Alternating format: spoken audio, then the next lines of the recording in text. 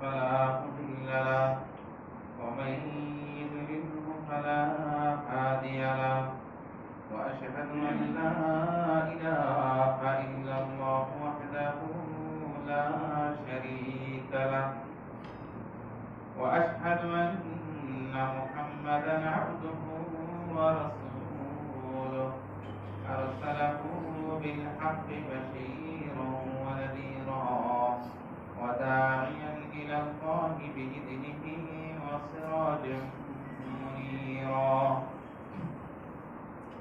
فإن خير الحديث كتاب الله وخير الهدي هدي محمد صلى الله عليه وسلم وشر الأمور محدثاتها وكل محدثة بدعة وكل بدعة ضلالة وكل ضلالة في النار أما بعد فأعوذ بالله من الشيطان الرجيم بسم الله الرحمن الرحيم قاف والقرآن المجيد بل عجبوا أن جاءهم منذر منهم فقال الكافرون هذا شيء عجيب أإذا متنا وكنا ترابا ذلك رجع بعيدا قد علمنا ما تنقص الأرض منهم وعندنا كتاب حفيظ بل كذبوا بالحق لما جاءهم فهم في أمر مريج أفلم ينظروا إلى السماء فوقهم كيف بنيناها وزيناها وما لها من فروج والأرض مددناها وألقينا فيها رواسي وأنبتنا فيها من كل زوج بريد تبصرة وذكرى لكل عبد منيب ونزلنا من السماء ماء مباركا فأنبتنا به جنات وحب الحصيد والنخل باسقات لها طلع نضيد رزقا للعباد وحيينا به بلدة ميتا كذلك الخروج كذبت قولهم قوم نوح وأصحاب الرس وثمود وعاد وفرعون وإخوان لوط وأصحاب الأيكة وقوم تبع كل كذب الرسل فحق وعيدا أفعينا بالخلق الأول بل هم في لبس من خلق جديد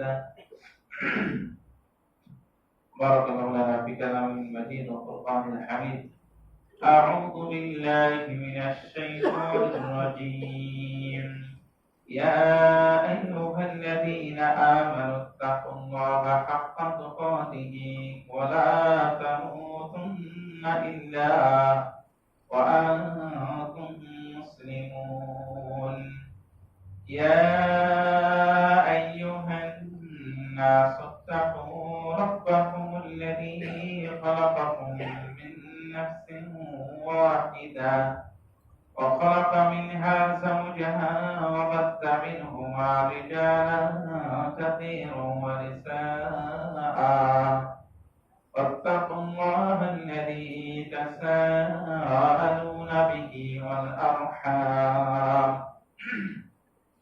إن الله كان عليكم رقيبا يا أيها أيها الذين آمنوا اتقوا الله وقولوا قولا سديدا يصلح لكم أعمالكم ويغفر لكم ذنوبكم ومن يطع الله ورسوله فقد فاز فوزا عظيما بعد الصلاة প্রথমে আমরা রব্বুল ইজ্জত আলামিনের শানে আন্তরিকভাবে প্রশংসা এবং কৃতজ্ঞতা জ্ঞাপন করি, যে মহান স্রষ্টা সত্যিকারের সুন্দরভাবে সুশৃঙ্খলভাবে তারিকা বিধান এই জুমার সালাত এবং জুমার খুতবা শ্রবণের যে আমরা বিশেষ তৌফিক এবং সুযোগ পেয়েছি, এর জন্য প্রথমে রব্বুল আলামিনের শানে ছোট্ট একটি বাক্যের মাধ্যমে আন্তরিকভাবে আমরা প্রশংসা এবং কৃতজ্ঞতা জ্ঞাপন করি, বলি আলহামদুলিল্লাহ। দুরূদ এবং শান্তির ধারা বর্ষিত হোক মুষলধারে সে বিশ্বনন্দিত মহামানব, যার অত্যন্ত পরিশ্রম যে বাস্তব ফলাফল হলো আজকে এই বিশ্বের মাঝে একটি দুটি অনেক ধর্ম আছে, তবে আল্লাহর কাছে একটি মাত্র ধর্ম, এই ইসলাম ধর্মের ছায়াতলে আশ্রয় নেওয়ার, এই শিক্ষায় শিক্ষিত হওয়ার, এই আলোকিত হওয়ার যে আমরা সুযোগ পেয়েছি, তৌফিক পেয়েছি, সে মহামানবের উপর অত্যন্ত বিনয় শ্রদ্ধার সাথে আমরা শ্রদ্ধা জ্ঞাপন করি। ছোট্ট দুরূদ পাঠের মাধ্যমে বলি সাল্লাল্লাহু আলাইহি ওয়াসাল্লাম। আল্লাহর শানে প্রশংসা এবং প্রিয় নবীর শানে দুরূদ পাঠের পরেই আন্তরিকভাবে আমি আপনাদের সকলকে মুবারকবাদ জানাচ্ছি অত্র দোয়ার মাধ্যমে। রব্বুল ইজ্জত আলামিন সত্যি জানেন আজকে আপনাদের আসা এবং বসা এবং যাওয়া আসার মাঝের এই সময়টুকু, শ্রমটুকু, এই কষ্টটুকু যেন উভয় জগতের নাজাত ও ইসলাম হিসেবে আল্লাহ কবুল ও মঞ্জুর করেন, আমিন। সম্মানিত মুসলিম کرام, প্রাণপ্রিয় মুসলিম کرام, আমরা আমাদের দায়িত্ববোধ বা আমার নিজের করণীয়টা কি আছে, কে করবে, বিষয় হলো ঠিক আমার কথাটা এরকম, এটা আমার আমি একটা পার্সন পরিচয় দিচ্ছি, আমি একজন মুসলমান, আমি একজন মুসলিম, আমি একটা মুমিন। এই পরিচয়ের কিছু অ্যাড আছে, এই পরিচয়টা দেওয়ার জন্য কিছু গুণাবলীর অধিকারী হওয়া দরকার, কিছু বৈশিষ্ট্যের সমাহার থাকা দরকার। এই বৈশিষ্ট্যগুলো, এই গুণাবলীগুলো, এই অ্যাডটা, এটা কি অন্য কেউ এসে আপনার ভিতরে জমা করে দেবে, বা অন্য কেউ এসে আপনাকে চাপ প্রয়োগ করে গ্রহণ করতে বলে বাধ্য করবে, না এটা আপনি স্বেচ্ছায় আপনার ভিতরে গ্রহণ করতে হবে, না নিজ ইচ্ছে আপনার ভিতরে আনতে হবে? আমি মানে এই 3টা থেকে 4টা খুতবা শুধু এই কথাটার উপরে আমি দিচ্ছি, যে আমার এই কথাটা বুঝায় যে আসলে এই জিনিসটা কে করবে, কার দায়িত্বে, মানে কি বাধ্য করার পরে করবে না নিজ দায়িত্বে করবে, নিজ উদ্যোগে করবে। তো দেখেন, মুমিনদের নবী রাসূল সর্বোচ্চ যারা স্কলারশিপধারী, নবী এবং রাসূলগণ যারা, রাসূল এবং নবীগণ যারা, এরপরে যারা জান্নাতের সুসংবাদ পেয়েছে, বড় বড় যারা মনীষী আছে, আল্লাহ রাব্বুল আলামিন যাদেরকে ঘোষণা দিয়েছে যে এরাই হলো সর্বোচ্চ ব্যক্তিত্ব, এদের এই ব্যক্তিত্ব, এই স্থানে, এই স্তরে, এই পর্যায়ে আসার মৌলিক কিছু গুণাবলী ছিল, মূল কিছু গুণাবলী ছিল, যে গুণাবলী, যে গুণগুলোর মাঝে, যে বৈশিষ্ট্যের মাঝে উল্লেখযোগ্য শ্রেষ্ঠ একটি বৈশিষ্ট্য গুণ হলো কি, যে একজন ব্যক্তি, একজন মুমিন, একজন মুসলিম যখন তার এই পরিচয় দিতে যাচ্ছে, তো পরিচয়টা দিতে হয় না আমি মুসলিম, আমি মুসলিম, এটা বলতে হয় না, মানে ওর ভিতরে এমন কিছু গুণের সমাহার ঘটেছে, ওইগুলো পরে তখন বাকি অন্যরা বলেও আসল মুসলিম। আর বুঝাতে পারছি না, আবারও বলছি, মানে আমার পরিচয়টা আমাকে বাইরে দিয়ে অ্যাড দিতে হবে না, আমি মুসলিম, আমি মুসলিম, এটা আমাকে বলতে হবে না, বরং আমার ভিতরে এমন কিছু গুণের সমাহার ঘটেছে, আমি ঘটিয়েছি নিজ প্রচেষ্টায়, নিজ উদ্যোগে, স্বেচ্ছায় আমার এই কাজটা হয়েছে, যে আমার এই কাজগুলো, কর্মগুলো অন্যরা প্রয়োজন প্রত্যক্ষ পর্যবেক্ষণ করে, তখন বলার পরে এমনি এমনি বলে এই লোকটা বুঝি মুসলমান, এই লোকটা বুঝি কোরআনের অনুসারী, কোরআন এবং হাদিসের অনুসারী, এটা অন্যরা এমনি বলে। তাহলে আমার ব্যক্তিগত পরিচয় আমি দিয়ে মুসলমান না, অন্যের কথাতে আমাকে মুসলমান হতে হবে, অন্যের কাছে আমার কাছে সাপোর্টটা নিতে হবে। নিজে নিজে সার্টিফিকেট বানিয়ে দিয়ে বলে যদি আমি ডক্টরেট পিএইচডি অর্জন করি তো হয়েই যেত, অন্যরা যখন সাপোর্ট দেয়, অন্য পিএইচডি ধারী লোকজন বলে যে হ্যাঁ এটা একটা যোগ্য ছাত্র, এবং আসলে এই এই যে দেখুন এটা আছে, এই যখন একটা মান কি পিএইচডি হওয়ার সুযোগ, মানে এখানে যোগ্যতা আছে, এটা হবে, তখন সে কি পিএইচডি টা অর্জন করতে পারে, নিজের এতে না অন্যের বলাতে হয়। ওই ধারাবাহিকতা দেখেন, আমি কয়েকটা গুণের কথা বলবো, যে আসলে আল্লাহ রাব্বুল আলামিন স্বেচ্ছায় নিজ ইচ্ছায় নিজের উদ্যোগে যারা কাজ করেছে এরাই ধন্য। যখন কোনো ব্যক্তির মাঝে, যখন কোনো ব্যক্তি তার মনের মাঝে এরকম প্রবণতা, এরকম তার মেজাজ, মন মানসিকতা যখন তৈরি করে নেয় যে কাজগুলো আমাকে বলা ছাড়াই নিজের উদ্যোগে করতে হবে, নিজ প্রচেষ্টায় করতে হবে, এই মন মানসিকতা যখন কোনো ব্যক্তির মনে এটা স্থির হয়ে যায়, এটা যখন চলে আসে, তখন নিশ্চিত আমি দীপ্ত কণ্ঠে ঘোষণা করে বলতে পারি ও যেন তার নিজের এতেই বরকত এবং রহমত এবং কল্যাণের দ্বার যে রাস্তাগুলো আছে উন্মোচন করে ফেলেছে, এবং অটোমেটিক হয়ে যাবে। এটা তার বরকত এবং রহমত এবং কল্যাণের রাস্তা তার জন্য এটা আল্লাহ খুলে দিবে, এটা সহজ করে দিবেন যখন তার মাঝে এই গুণটা থাকবে। যখন নিজের চেষ্টায়, নিজ প্রচেষ্টায়, নিজ আগ্রহে, কেউ বলার জন্য না, বলার অপেক্ষা করবে না, নিজ আগ্রহে এসে যখন করবে, এই মেজাজ যখন তৈরি হবে, হ্যাঁ তখন নিজে নিজে ভাবতে পারবে যে একজন মুসলমান, ওই একজন মুসলমান, নবী রাসূলের একজন অনুসারী, কোরআন মাজিদ, কোরআন শরীফ এবং হাদিসের সেই অনুসারী, এরকম তার ভাবাটা তখন তার জন্য সহজ হবে। এটা হলো এই গুণটা, কারণ নবী রাসূল সব ব্যক্তি যারা আছে তাদের যারা, এটা আল্লাহ ভূয়সী প্রশংসা করেছেন। আল্লাহ এদের অনেক সাপোর্ট দিয়েছেন, এদের কথাগুলো নিয়ে আসছে, এদের ঘটনাগুলো কোরআন মাজিদে আল্লাহ বর্ণনা দিয়েছেন। আমরা সেভাবে চিন্তা করি না। আগে দেখেন একটা অবস্থা এরকম ছিল, বাপ মার ঘরে শাসন ছিল, ছেলেরা অনেকটা নিয়ন্ত্রিত ছিল। সামাজিক ভাবে যারা মুরব্বী থাকে, এলাকা অঞ্চলের কিছু মুরব্বী থাকে, ওদেরকে দেখলে ভয় পেত, তখন একটা নিয়ন্ত্রণ থাকার একটা সুযোগ ছিল। আগে যখন কোন ওস্তাদ, শিক্ষক এদের যখন সম্মুখীন হতো, তো ডান দেখলে বামে চলে যেত, ভয়, একটা আতঙ্ক, ভয়টার একটা হাইবা, ওদের প্রতি একটা সম্মান বোধ, কখন এই কাজগুলো করা যাবে না, এটাও নষ্ট হয়ে গেছে, এগুলো নেই। তো ঠিক আছে, এগুলো নেই, তাহলে সমাজ কি এভাবে হারিয়ে যাবে? তাহলে কি জাতি 10-20 এইগুলো হারিয়ে যাবে, শেষ হয়ে যাবে? না, এটা আপনাকে আমাকে, আমার মেজাজ দিয়ে, আমাকে বুদ্ধি দিয়েছে আল্লাহ, আমাকে বিবেক দিয়েছে, আমাকে ভাবার মতো, চিন্তা করার মতো শক্তি, অনুধাবন করার মতো যে ক্ষমতা, এটা গরু ছাগল না, আমাকে আপনাকে দিয়েছে আল্লাহ, এটা আমাকে আপনাকে দিয়েছে। এটা যখন আমাকে আপনাকে দিয়েছে, তখন এটা আমার জন্য আমাকে খাটতে হবে, আমার জন্য এটা আমাকে করতে হবে। এটা কে করে দেবে? আমার ঘরের বাড়িটা, আমার ঘরটা আপনি করে দিবেন? আমার বিল্ডিংটা আপনি করে দিবেন? আমার বাজার ঘাট আপনি করে দিবেন? না, আপনি নিজে নিজে করেন। ওটা যেহেতু নিজ দায়িত্ব করতে, এটাও নিজ দায়িত্ব করতে হবে, কারণ পরিচয় দিচ্ছ যে তুমি মুসলিম, পরিচয় দিচ্ছ যে মুমিন। আবার দেখেন কোরআন মাজিদে আল্লাহ রাব্বুল আলামিন কোরআন মাজিদের আয়াতের বচন ভঙ্গি, দৃষ্টিভঙ্গি, যে আহ্বান অনেকগুলো থাকে, তার চমৎকার এটা আপনারা বুঝেছেন, হয়তো অনেকে আপনারা দেখেছেন, যে তোমরা খরচ করো লিয়ানফুসিকুম, এই ওয়াল্লাযীনা আমানু আনফিকু লিয়ানফুসিকুম, তোমরা খরচ করো, কিন্তু আল্লাহ বলছে কি খরচটা আমার জন্য, খরচটা অন্যের জন্য।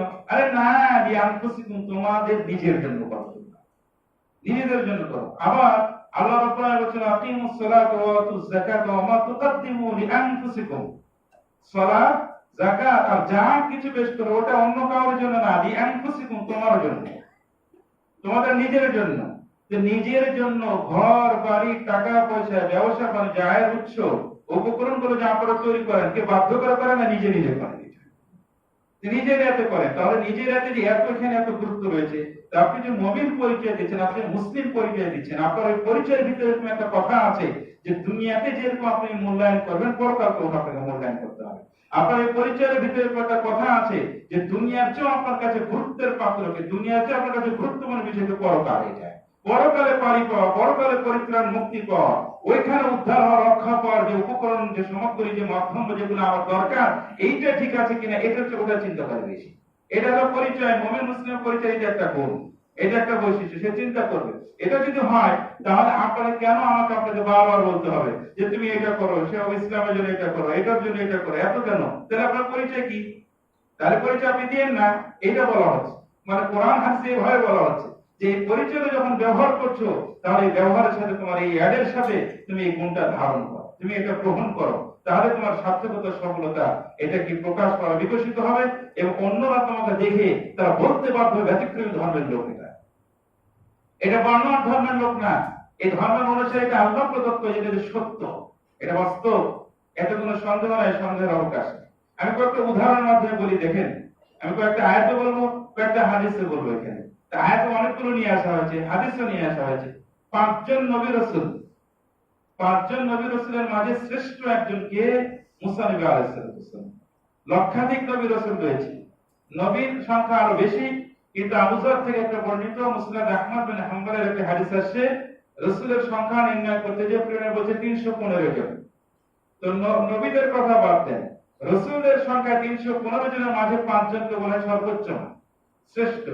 এর মাঝে নূহ নবী, ইব্রাহিম নবী, মুসা নবী, ঈসা নবী আর আমাদের নবী, এই 5 জনের কথা বলা হয়। তো 5 জনের কথা, আর এই 5 জনের মাঝে শ্রেষ্ঠ হলো আমাদের নবী। তো যা আমরা পরে বলছি, তার আগে কথাটা বলবো যে মুসা নবী আলাইহিস সালাতু ওয়াস সালাম কথাটা আল্লাহ রাব্বুল আলামিন কোরআন মাজিদে সবচেয়ে বেশি আছে। আচ্ছা, নাজিল হয়েছে ঐশী ধর্মগ্রন্থ আমাদের নবীর উপর, আর কথা বলছে আল্লাহ মুসা নবী, ইব্রাহিম নবী, ঈসা নবী, ওনাদের কথা বলছে। ওটা মনে ওনাদের জন্য সীমাবদ্ধ, ওনাদের জন্য মনে কথাটা, নাকি কথাটা আপনি পড়বেন, ভাববেন, চিন্তা করবেন, যে ওটা আপনার ভিতর প্রয়োগ করবেন, ওটা আপনার ভিতর বাস্তব রূপ দেওয়ার চেষ্টা করবেন, এই জন্য বলা হয়েছে।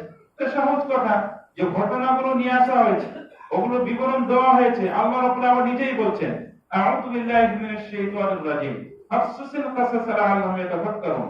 মুহাম্মদ সাল্লাল্লাহু আলাইহি ওয়াসাল্লাম, আপনি ঘটনাগুলো তুলে ধরুন, যাতে করে এদের মাঝে চিন্তার খোরাক হয়, যাতে করে এরা ভাবতে পারে, বুঝতে পারে, যে নিজের ভিতর পরিবর্তন যেন আনতে পারে। এই জন্য ঘটনাগুলো আপনি বলেন। কোরআন মাজিদে ঘটনা আছে, কোরআন মাজিদে দৃষ্টান্ত আছে, কোরআন মাজিদে আবার হলো আপনার কিছু বিধানেরও কথা আছে, অনেক কিছুর সমন্বয় হয়েছে। তো ঘটনা বলা হচ্ছে এই কারণে, যাতে করে ঘটনাগুলো শুনে তাদের মাঝে চিন্তার খোরাক হয়, তারা যেন ভাবতে পারে, বুঝতে পারে, বুঝে নিজের ভিতরে যেন পরিবর্তন আনতে পারে। আগে অন্যরা না, অন্যের কথা বলা হয়, আগে নিজের ভিতরে যেন পরিবর্তন আনতে পারে। তো আমি আল্লাহ রাব্বুল আলামিন মুসা নবীর কথাটা বিবরণ করার পর দুই এক জায়গায় বলছে, হাল আতাকা হাদিসু মুসা, মুহাম্মদ সাল্লাল্লাহু আলাইহি সাল্লাম, আপনার কাছে কি মুসার বার্তা পৌঁছেছে? মুসা নবী আলাইহিস সালাতু ওয়াস সালামের বার্তা কি আপনার কাছে এসেছে? আচ্ছা, উনি তো বর্ণনাই করে দিয়েছেন, বুঝাতে পারেনি আয়াতের দৃষ্টিভঙ্গিতে। আমি আবারও বলছি, মানে আল্লাহ রাব্বুল আলামিন এক জায়গায় বর্ণনা করে দিয়েছেন, এক জায়গায় না কয়েক জায়গায় বলেছেন। বলার পরে আবার যখন আরেক জায়গায় বলছে সূরা তাওবাতে, তখন আবার প্রশ্ন করা হচ্ছে, হাল আতাকা হাদিসু মুসা, মুসা নবী আলাইহিস সালাতু ওয়াস সালাম বার্তাটা কি আপনার কাছে এসেছে, পৌঁছেছে? কেন আল্লাহকে আগে বলেনি? আগে তো কয়েকবার বর্ণনা হয়ে গেছে, এখানে প্রশ্নতে কেন বলছেন আবার? এটা প্রশ্নতে কেন বলছেন আল্লাহ? বলার পর আবার কেন বলছেন? জায়গাটা তো এটা নরমাল জায়গা না, জায়গাটা তো বিধানটা তো কোরআন মাজিদ, এটা বিশ্ববিখ্যাত সেই ধর্মগ্রন্থ আল কোরআন। আবার কেন বলছেন আল্লাহ? তার মানে মুসা নবী আলাইহিস সালাতু সালামের এই ঘটনার ভিতর অনেক কিছু জড়ানো আছে, অনেক কিছু নিহিত আছে। এটা আমি একবার দুবার বলেছি, আমি আবারও আপনার কাছে বলছি প্রশ্নের সাথে। কারণ প্রশ্ন শব্দটা আরবি গ্রামার অনুপাতে ইস্তেফহাম এটা বলা হয়, প্রশ্নবোধক। আরবিতে ইস্তেফহাম বলে 14টা অর্থ আসে, তার ভিতরে একটা তাফহিম, তাযীম, মানে বিষয়টা অনেক বড়, অনেক গুরুত্বপূর্ণ। ইহতিমাম, এই গুরুত্ব বোঝানোর জন্য, সম্মান, এবং এখানে অনেক কিছু জড়ানো আছে, এরকম একটা গুরুত্ব বোঝানোর জন্য ইস্তেফহাম ব্যবহার হয়। তার ভিতরে এই যে এটা একটা, আপনার কাছে কি মুসা নবী আলাইহিস সালাতু ওয়াস সালাম বার্তা এসেছে? কত এরকম এরকম এরকম বলা হয়ে গেছে। আবার বলছি, দেখেন এই বলার ভিতর কি নিহিত আছে। আমি একটা সূরা কাসাসের শুধু একটা ঘটনা বলে আর কয়েকটা কথা প্রশ্ন বলছি।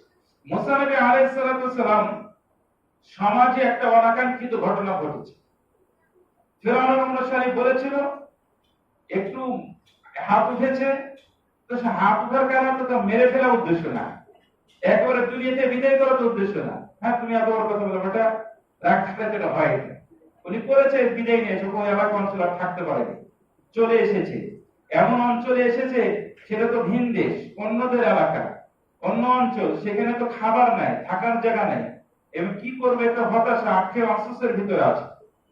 এই জায়গাতে ওখানে যে বিভিন্ন বর্ণনা করা হচ্ছে, এরা এই যারা নবী এবং রাসূল, যারা আল্লাহকে যারা বিশ্বাস করে, এদের ভিতরে চেতনা মেজাজ এটা থাকে, এরা অসহায় এবং দুর্বল, এবং যে কোনো ভালো কাজের ব্যাপারে স্থির থাকতে পারে। অসহায় এবং দুর্বল, এবং যে কোনো ভালো কাজের ব্যাপারে নিজেরা নিজেকে স্থির রাখতে পারে, ওটা করবেই, সে বললেও করবে, না বললেও করবে। আমি আবারও বলছি, যে কোনো ভালো কল্যাণমূলক কাজে এরা নিজেকে গুটিয়ে রাখতে পারে না, নিজেকে এরা বসিয়ে রাখতে পারে না, এরা করবেই, ও বললেও করবে, না বললেও করবে। যাদের এই পরিচয়টা আছে, যাদের মাঝে এই গুণটা আছে, তারা অবশ্যই এটা করবে। তো দেখেন, মুসা নবী আলাইহিস সালাতু ওয়াস সালাম আসার পরে দেখছে সবাই গরু ছাগলকে পানি পান করে দিচ্ছে, আর মহিলা দুটো পাচ্ছে না। নিয়ম হলো কি, নিয়ম হলো কি যে পুরুষেরা পরে পান করাবে, মহিলাকে আগে দিবে, যেহেতু তারা দুর্বল। মুসলিম এটা বুঝছে না, পারছে না, কেমন নিয়ম যে গরু ছাগলকে ওরা পুরুষরাই খাওয়া দিচ্ছে আর অসহায়ের পাশে দাঁড়িয়ে আছে। তো মুসা নবী আলাইহিস সালাম নিজ উদ্যোগে তাদের কাছে গেলেন। কেউ তাকে বাধ্য করে নাই, কেউ তাকে বলেও নাই, নিজের প্রচেষ্টায় তাদের কাছে গেলেন। এই যে নিজ উদ্যোগটা, এই যে নিজ প্রচেষ্টাটা, এইটার কথা বলা হয়েছে। যে তাদেরকে জিজ্ঞেস করে বলো তোমাদের কি অবস্থা, তোমরা পানি পান করবে, যে ওরা চলে যাক, অবুন আসে, কোরআন মাজিদ আছে, অবুন আসে কবির, আমাদের বাবা হলো বৃদ্ধ, সে অসহায় হয়ে পারে না, আমরা আসি, ওদের হয়ে যাক, তারপর আমরা পান করব। তো মুসা নবী আলাইহিস সালাম ঠিক আছে, আমাকে একটু অনুমোদন দেন, আমি পান করি। ঠিক আছে করেন। উনি পানি পান করে দিয়েছেন। সেদিন আবার ওই মেয়ে দুটো আগেই বাড়িতে হাজির হয়ে গেছে, যেহেতু আগে ভাগে হয়ে গেছে, অন্যদের তুলনায় আগেই হয়ে গেছে। তো বলছে আচ্ছা কি ব্যাপার, তোমরা এত তাড়াতাড়ি আসলা? বাপ বলছে যে এরকম এরকম এরকম। তো বলছে ঠিক আছে, ছেলেকে ডাক দাও, এরকম বলো।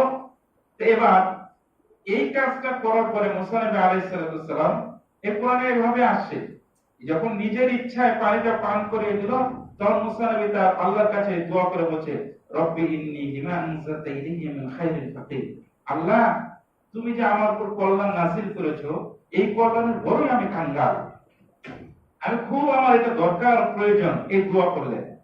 এবার দেখেন, এই আগে দোয়াটা যখন করেছেন, কখন করেছেন? আগে যখন নিজে একটা ভালো কাজ করেছে। ওই ভালো কাজটা কেউ বলেছে, বাধ্য করেছিল, না নিজে নিজে করেছিল? নিজেই করেছিল। এই ভালো কাজটা নিজের করার পর আল্লাহর কাছে দোয়া চেয়েছে যে আল্লাহ তুমি দাও আল্লাহ। এবার আল্লাহ রাব্বুল আলামিন এই দোয়া করার পরে ওই মেয়েদের মাঝে একজন, মানে তার বাপের কাছে বলেছে, মুসা নবী আলাইহিস সালামকে ডেকে নিয়ে গেছে। ওখানে তাফসীরে আসে, বর্ণনা আসে, মুসা নবী পিছনে ছিল, ও মেয়ে আগে ছিল। মুসা নবী বলছে না না না, আমি আগে যাব, তুমি পিছনে, যখন রাস্তা ভুল করো তখন বলে দিবা। বলে ঠিক আছে। মুসা নবী আগে গেলেন, মেয়ে পিছনে ছিল। আফরাসুন নাস, তিনজনকে বলে সবচেয়ে বিচক্ষণ দূরদর্শী মানুষ। আবু বকরের ক্ষেত্রে বলা, ওমরের ক্ষেত্রে, আর সাহেবে ইউসুফ নবীর একজন সাথীর ক্ষেত্রে বলা হয়েছে, আর এই মুসা নবীর স্ত্রীর ব্যাপারে বলা হয়েছে। আর খুব দূরদর্শী। তখন এই নিয়ে ওর বাপকে বলছে ইয়া আবা ইস্তাজিরহু, বাবা এই ছেলেটাকে আপনার মোহর নির্ধারণ করেন, আমি বিবাহ করবো ওকে। মেয়েরা তো স্বাভাবিক এটা বলতে পারে না, স্বাভাবিকভাবে এটা বলতে পারে না। কিন্তু মুসা নবীর স্ত্রী, মুসা তার মানে মুখে অনেক কথা, কেউ বলছে সৎ ব্যক্তি ছিল, কেউ বলছে সুহাইব নবী। তো যাই হোক, সরাসরি বলেছে কি আর মোহর নির্ধারণ করে। তো এটা বুঝতে পেরেছে। তো মোহর নির্ধারণ হলো, মুসা নবী আলাইহিস সালাম এমন বাড়িতে নিরাপত্তা পেল, যেখানে এমন বাড়ির জামাই হলো যেখানে কোনো ছেলে নাই, মানে ছেলে আছে মেয়ে আছে, ওই বাড়ির জামাই হয় এক কদর। আর যে বাড়িতে শুধু কিন্তু মেয়ে আছে, ছেলে নাই, ওই বাড়িতে জামাই হয়, ছেলেরও আদর পাওয়া যায়, জামাইয়েরও আদর পাওয়া যায়। তো এই বাড়িতে এটা হলো। আর আল্লাহ রাসূল সাল্লাল্লাহু আলাইহি ওয়াসাল্লাম বলেছেন দুনিয়া কুল্লুহা মাতা ওয়া খায়রু মাতা দুনিয়া মারাতুস সালিহা। দুনিয়াটা সমস্ত, দুনিয়া যা কিছু আছে সেটা হলো সম্পদ, উপভোগের বস্তু। আর শ্রেষ্ঠ সম্পদ হলো কি? সতী নারী। পৃথিবীর শ্রেষ্ঠ সম্পদ হলো কি? সতী নারী। তা আল্লাহ রাব্বুল আলামিন মুসা নবী আলাইহিস সালামকে দুনিয়াতে এই উপভোক্তার জন্য জীবনটাই শেষ করে দিচ্ছেন, বিলীন করে দিচ্ছেন। আর আল্লাহ রাব্বুল আলামিন ঘটনাটা বর্ণনা করছে যে মুসা নবী নিজ উদ্যোগে কাজটা করলো। আমার কথা হলো এইটা, নিজ প্রচেষ্টায় কাজ করলো, নিজের ইচ্ছায় সে কাজটা করলো, স্বেচ্ছায় সে কাজটা করলো, দিয়ে আল্লাহর কাছে দোয়া করলো। আল্লাহ রাব্বুল আলামিন দুনিয়ার শ্রেষ্ঠ সম্পদ তার হাতে নিয়ে তুলে দিলেন। সুবহানাল্লাহ। প্রস্তাবের মতো হতো না, ওর মেয়ে নিজে বাপকে বাধ্য করে দিতেই হবে মোহর, ওকে আমি বিবাহ করবো। মেয়ের কাছে আর বাপ পারে? এটা তো হবে না, মেয়েই বাধ্য করেছে, তো দিতেই হবে ওকে মোহর। আমি ওই ভিন দেশের ছেলেকেই বিবাহ করবো। হয়ে গেল, দুনিয়ার বিষয়টা হয়ে গেল, দুনিয়ার এই রাস্তাটা আল্লাহ খুলে দিলেন। এবার এখানে একটা ঘটনা প্রসঙ্গে, যেটা বলছে মোহর। মোহর কি? তো মোহর হলো ছাগল চড়া। নবী রাসূল ভালো যারা এদের আছে, এরকম ছাগল চড়া ব্যক্তি নেই। তো ছাগল চড়ার জন্য 8 বছর 10 বছর ছাগল চড়ার জন্য, এটা হলো মোহর। এখানে দুটা লক্ষণের বিষয় আছে। এটা তুমি মুসলিম পরিচয় দিচ্ছ, মুমিন পরিচয় দিচ্ছ। বিশ্বের মাঝে আল্লাহর কাছে যারা শ্রেষ্ঠ মহামানব, মানে সর্বোচ্চ ব্যক্তিত্বের যারা অধিকারী, এদের মাঝে 5 জনের তালিকায় মুসা নবী আলাইহিস সালাম বিবাহ শাদী করেছে, কিন্তু বিবাহ শাদী করার পরে শ্বশুর বাড়ির কি টাকা আছে আর শ্বশুর বাড়ির কি সম্পদ আছে, বইয়ের মাধ্যমে কি কি পাবে এটা তাকায়নি। ওই কাছে নত হয়নি, বাঁচি আর মরি, বিবাহ যদি করেছি খেয়ে না খেয়ে রিক্সা চালক আর মুচিগিরি হোক, দরকার হলে ছাগল চড়ে হলে মহল পরিশোধ করবে। এ হলো পুরুষ, এটা হলো পুরুষ। এটা হলো শিক্ষণের বিষয়। এখানে নিজের পুরুষের পরিচয় দিতে যে এটা একটা পরিচয় যে আমার নিজের কর্মের আয়ের উৎস যেটা থাকবে, আমার আয় কামাই ইনকাম দিয়ে যেটা হবে সেটা আমার বউকে খাওয়াবো, বউকে স্ত্রীকে খাওয়াবো, আর উল্টা বউর বাপ যে তাকে এত কষ্ট করে লালন পালন করে মানুষ করে আমাকে দিয়েছে, এই জন্য শ্বশুরকে আরো দিব। এটা হলো কি এখানকার শিক্ষা। কিন্তু এখন তার বর্তমানে কি মুসলিম অমুসলিম অমুসলিম যাই না, বর্তমান মুসলমান আমরা যারা যুবক বা যারা আছে সবার চেতনার ভিতরে আছে কি কেমন এই অবস্থাটি যাকে দেখতে হবে, যদি ঢাকা বাজার করে যে চলতে পারবো কিনা দেখতে হবে। ও আগেই নিয়ত করেছে কি যে কাজ পুরুষ ওর করে খাবে, মহিলারা করে খাবে আর স্ত্রীরা করে খাবে, এটা না করেছে যে ছাগল চলে খাবো, তাহলে কি মহৎ পরিষদ কোথাও খাবে না, তো ভাবে নেওয়া যাবে না। এরপর একটা দাবি, এরপর শিক্ষা আছে এই জায়গায়। আর আপনারা জানেন কোরআন মাজিদে আল্লাহ রাব্বুল আলামিন বলেছেন আর রিজালু কাওয়ামুনা আলা নিসা, পুরুষরা নেতৃত্ব দেবে, মহিলা কাওয়াম মানে খালি নেতৃত্ব দেওয়া না, মানে ওদের পূর্ণাঙ্গ নিয়ন্ত্রণ করবে, পূর্ণাঙ্গ নিয়ন্ত্রণ করবে। এই কথা কোরআন মাজিদে বলেছে। দেখেন আমরা কোরআন মাজিদ বুঝি, অনুবাদ করি, কিন্তু মূল যে কিছু দাবি আছে এটা আমরা চিন্তা করি না, এটা আমরা ব্যবহার করার চেষ্টা করি না। এখানে কাওয়াম শব্দের যে কতটুকু এটাও জড়ানো আছে। কথার কথা কোরআন মাজিদে আয়াতের ব্যাখ্যা, আবার ভুল বুঝবেন না। আয়াতে আল্লাহ বলছে রিজাল, তাহলে একজন রিজাল যদি হয়, প্রয়োজনের ক্ষেত্রে যদি কোন পুরুষ চারটেই বিবাহ করে তাহলে কি করবে? তো চারটা বিবাহ করেছে, চারটা দুটা করে নিম্ন ছেলে মেয়ে দেখলাম, বললাম 8টা 4টা 12টা, ওর বাপ মা আছে 13টা 14টা, আরো কাজ আরো তো থাকে, আত্মীয় দুই একজন থাকতে পারে অসহায়, 15টা 16টা, ওই 16 জন ব্যক্তিকে একা চালাবে, তাহলে ও রিজাল, তাহলে ও পুরুষ কোরআনের পরিভাষ। তাহলে একজন পুরুষ বা একজন মুসলিম কিভাবে বসে থাকে, কিভাবে বেকার জীবন কাটায়, তাহলে কিভাবে মোবাইলের ফেসবুকে একবার ব্যস্ত হয়ে আছে, ইউটিউব নিয়ে কিভাবে ব্যস্ত হয়ে আছে, বেকার গল্প নিয়ে ব্যস্ত আছে, অন্য ওর সময় নাই, ওর বেকার বসে থাকার কোনো সময় নাই, ওর মানে এত ভাবার কোনো সময় নাই। ও পুরুষ, তাহলে পুরুষ, তাহলে পুরুষ মানে রিজাল কাওয়ামুন আলা নিসা, ওখানে মুসলমানের কথা এটা। এখানে ও যেভাবে হোক পুরুষত্ব নিয়ে কি করবে, এর পরিচয় তার তুলে ধরবে, এটা একটা বিষয়। এখানে আমি কথা অন্যদিকে চলে যাচ্ছে, আমি আর একটু বুঝে নিই। আবার ঘটনা আবার আসে, ছাগল চড়া তার মহর হলো 8 বছর আর 10 বছর, চুক্তি এটা করেছিল। তাফসীরে আসে 8 বছরই করেছে না 10 বছর ছাগল চড়াতো। তো যেহেতু বলেছে দুটা যে কোনো একটা করলেই ভালো, মুসা নবী খারাপটা করেনি, ভালোটাই করেছে, 10 বছরই পূর্ণ করে দিয়েছে, 10 বছরই পূর্ণ করে দিয়েছে। এবার আসেন দুনিয়াবী বিষয় মুসা নবীর খুলে দেওয়া হলো, আর এখানে মোহর নির্ধারণ করতে বেচারা, যেহেতু অন্য কোনো নাই, ছাগল চড়া দিয়ে মোহরটা পরিশোধ করলো। এরপরে মুসা নবী আলাইহিস সালাম যখন ছাগল চড়ানোর এটা অন্য কোনো পেশা ছিল না, এটাই নিতে হলো, এর ভিতর রহস্য জড়ানো আছে। বুখারী শরীফের হাদিস রাসূল সাল্লাল্লাহু আলাইহি ওয়াসাল্লাম বলছেন সমস্ত নবীকে কি করতে হয়েছে, ছাগল চড়াতে হয়েছে। তখন সাহাবী বলে আপনিও ইয়া রাসূলুল্লাহ? হ্যাঁ, আমি 1 কিরাত 2 কিরাতের বিনিময়ে কি করেছি, আমি ছাগল চড়িয়েছি। তো ছাগল চড়ানোর ভিতর রহস্য কি? এর ভিতর রহস্য হলো যেগুলো পাওয়া যেত, অন্য একটা হাদিস আছে সাকিনা, মানে ছাগলের ভিতর রয়েছে প্রশান্তি, স্বস্তি, ঠান্ডা ভাবটা রয়েছে, আর ওটার ভিতরে রূঢ়তা, শক্ত কঠোর ভাব রয়েছে। এটা অন্য একটা হাদিস আছে, বুখারীতে আছে। তো দেখেন রাসূল সাল্লাল্লাহু আলাইহি ওয়াসাল্লাম কথা বলেছেন। তো মুসা নবী আলাইহিস সালাম আগে এই শহরে আসার আগে এক থাপ্পড়ে একজনকে বিদায় করে দিয়েছে কিনা এখানে, তো মানে বুঝাইছে রাগটা তাহলে কেমন।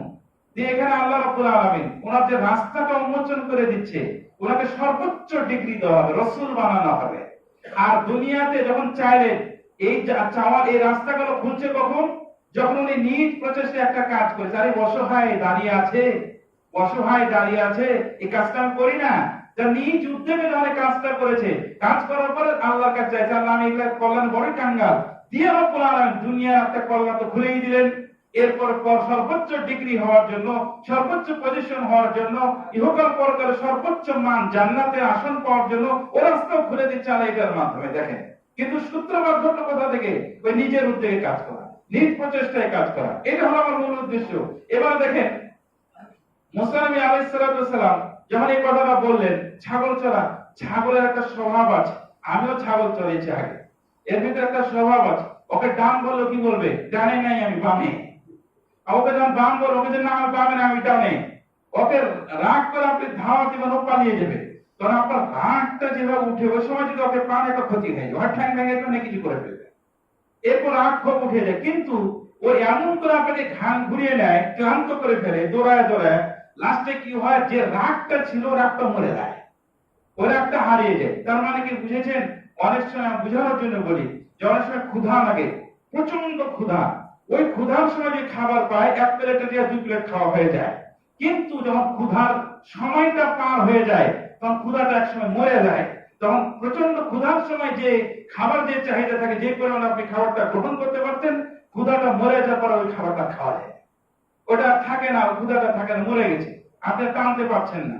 যেমন ছাগল চড়ানোর মাধ্যমে মানুষের মিজাজের যে রাগটা ছিল ওই রাগটাকে মেরে ফেলে, রাগটাকে দমন করে দেয়, ওটাকে একবারে শেষের দিকে দিয়ে দেয়। যখন রাগটা যখন দমন হয়ে যায়, শেষ হয়ে যায়, তখন ওই লোকটা ঠান্ডা হয়ে যায়, ওই লোকটা ঠান্ডা হয়ে যায়, নরম হয়ে যায়। আর আল্লাহ রাব্বুল কোরআন মাজিদে সূরা আলে ইমরানে বলছেন, আউযু বিল্লাহি মিনাশ শাইতানির রাজীম, ফাবিমা রাহমাতিন মিনাল্লাহি লিনতা লাহুম ওয়ালাউ কুনতা ফাজ্জান গালিযাল কলবি লানফাদ্দু মিন হাওলিক ইলা আখির আয়াত। মুহাম্মদ সাল্লাল্লাহু আলাইহি ওয়াসাল্লাম, আপনি আল্লাহর বিশেষ দয়া করুণা রহমে বিনয়ে পেয়েছেন। আপনি যদি কর্কশ ও রূঢ়ভাষী হতেন তাহলে আপনার কাছে আশেপাশে যারা আছে সব পলায়ন করতে পালিয়ে যেত।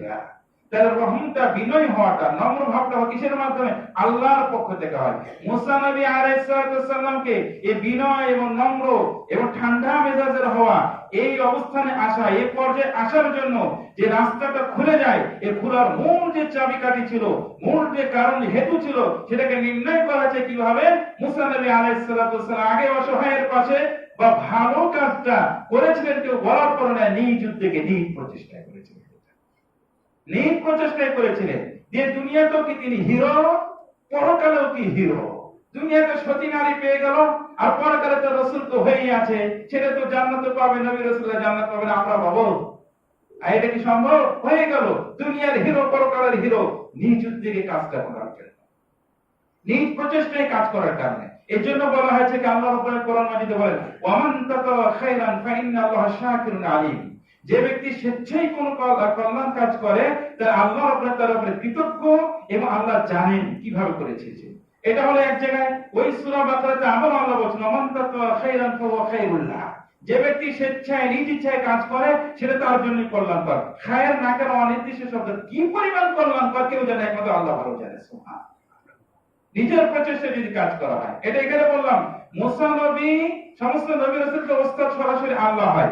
কিছু বিষয় কি, মুসা নবী ছাত্র হয়েছিলেন কার? খিজির আলাইহিস সালাম।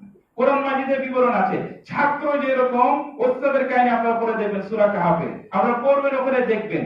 খিজির সংক্ষিপ্ত হয়ে বলছি, খিজির আলাইহিস সালাম যখন এই চলতে চলতে এক গ্রামে গেলেন, 3টা প্রশ্নের ভিতরে এটা একটা, 3টা মাসলার আলোচনার ভিতরে এটা একটা। গ্রামে যাওয়ার পরে বলছে মেহমানদারি করার, খুব ক্ষুধার্ত অবস্থায় আছে, অসহায় অবস্থা আছি, মেহমানদারি করাই না। গ্রামবাসী নাকচ করে বসলো।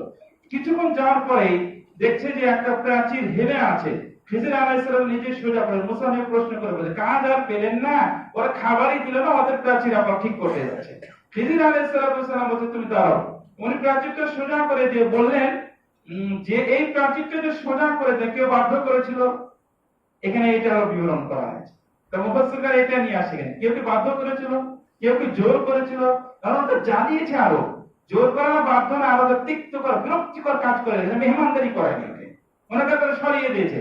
উনি কি করলেন? তারপর প্রাচীরটা সোজা করে দিলেন, দিয়ে বললেন প্রাচীরটা সোজা করার কারণ হলো কি, যে এখানে একজন ব্যক্তি, সৎ ব্যক্তির কিছু গচ্ছিত সম্পদ আছে সংরক্ষণ করা, আর ওর 2টা ইয়াতীম ছেলে আছে, ছোট্ট ছেলে হয়ে আছে, এরা যখন বড় হবে তখন বড় হওয়ার পর ওদের বাপের গচ্ছিত সম্পদটা এখান থেকে বের করে নেবে। কিন্তু প্রাচীরটা আগেই যদি ভেঙে যায় তাহলে তো মামলা লুটপাট হওয়ার সম্ভাবনা আছে। এই একটা ভালো কাজ, কেউ বলেনি। খিজির আলাইহিস সালাম বুঝেছেন, নিজে ইচ্ছায় স্বেচ্ছায় কাজটা করে যাচ্ছে। আল্লাহ বিশ্ববাসীর ছেলে আছে, ওদের কথাটা ঘটনা হিসাবে নিয়েছে, তোমরা শোনো আর দূরে দূরে দেখো।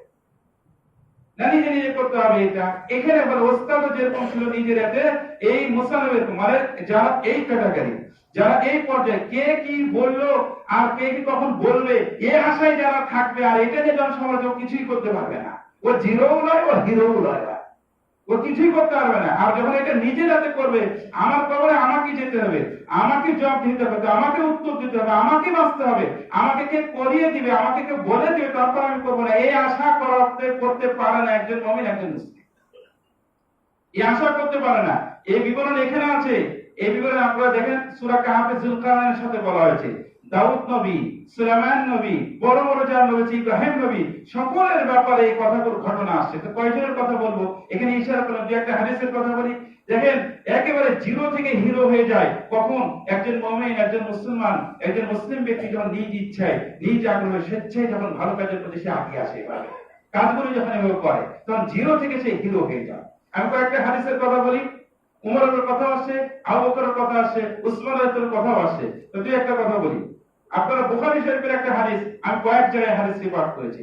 আর আবি হুরায়রা রাদিয়াল্লাহু তাআলা আনহু আন নামরাতান সাওদা কানাত তাকুমুল মাসজিদা ফাতাফাক্কাদাহা রাসূলুল্লাহ সাল্লাল্লাহু আলাইহি ওয়াসাল্লাম ফাকালা ফাকিলা ইন্নাহা মাতাত ফাকিলা ইন্নাহা মাতাত ফাকালা হাল্লা দারাউতুমুনি ফাতা আলা কবরিহা ফাসাল্লা আলাইহা রাওয়াহুল বুখারী। বুখারী শরীফের হাদিস। অতঃ হাদিসের অর্থ হলো কারো একজন বিশ্রী মহিলা ছিল, কানাত তাকুমুল মাসজিদা, সে কি করতো জানেন? মসজিদ ঘরটা ঝাড়ু দিত। আল্লাহ রাসূলের যে মসজিদ আছে এই মসজিদ ঘরটা ঝাড়ু দিত। ফাতাফাক্কাদাহা রাসূলুল্লাহ সাল্লাল্লাহু আলাইহি ওয়াসাল্লাম, আল্লাহ রাসূল সাল্লাল্লাহু আলাইহি ওয়াসাল্লাম তাকে যেন হারিয়ে ফেলেছে, পাচ্ছে না। ফাকিলা ইন্নাহা মাতাত, তখন বলা হলো সে না মৃত্যুবরণ করেছে। আল্লাহ রাসূল আফসোস করে বলছে হাল্লা দারাউতুনি, ইস মহিলাটা মারা গেছে গো, আমাকে একটু জানালে না, তোমরা আমাকে একটু বললেও না। মুসনাদে আহমদ বিন হাম্বলে আসে হাদিসটা বিস্তারিত, যে মহিলাটা কারো সাধারণ একজন মহিলা মৃত্যুবরণ করেছে, রাত্রে এর জন্য আবার রাসূলের ঘুম ভাঙিয়ে ডাকবো, অথবা আমরাই কাফন সব পরিষ্কার পরিচ্ছন্ন করে আমরাই কাফন করে, তাই করেছে।